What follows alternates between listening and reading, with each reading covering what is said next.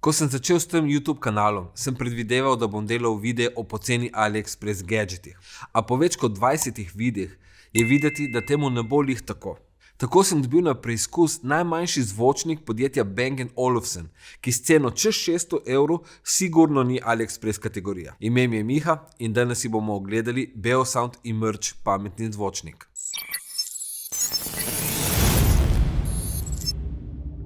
Bang & Olufsen je dansko high-end podjetje, specializirano za audio in potrošniško elektroniko, namenjeno višjemu cenovnemu segmentu. Svojo obliko se spogleduje s knjižnimi policami kakšne odvetniške pisarne ali s kabinetom direktorja večjega podjetja. Dobavljiv je v črni ali zlatorjavi barvi, ki je tudi dražja. V škatli poleg zvočnika dobimo še 2 metra dolg USB-C kabel ter napajalnik. Ker je to pametni zvočnik, ima vgrajen Google asistent, tako da zvočnik preko home aplikacije na telefonu dodamo med svoje naprave. Načeloma bi moral biti to enostaven postopek, ampak imel sem kar precej težav, preden sem uspel usposobiti povezavo. Kasneje je sicer prišel firmware update, ki naj bi izboljšal izkušnjo, ampak na žalost sem imel še vedno težave. Ko vse skupaj končno povežemo, zvočnik deluje brez težav. Kastanje Spotify ali YouTube glasbe deluje brez težav.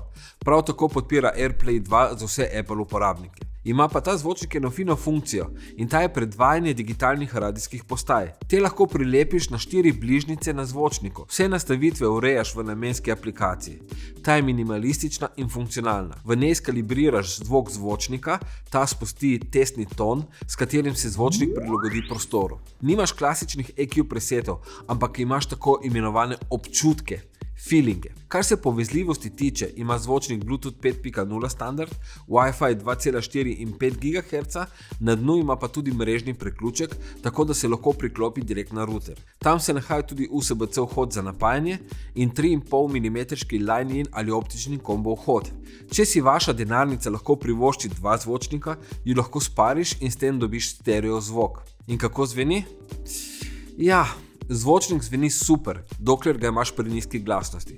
Takrat je zvok topel, mehek, bas lepo zapolni prostor. A ko začneš dvigovati glasnost, se občuti podhranjenost, se hitro začutiš, da je zvočnik na koncu svojih zmogljivosti. Tako da ni namenjen audiofilm, ampak za ležerno poslušanje kakega podcasta v kuhinji ali za glasbo v ozadju ob kavici in klepetu.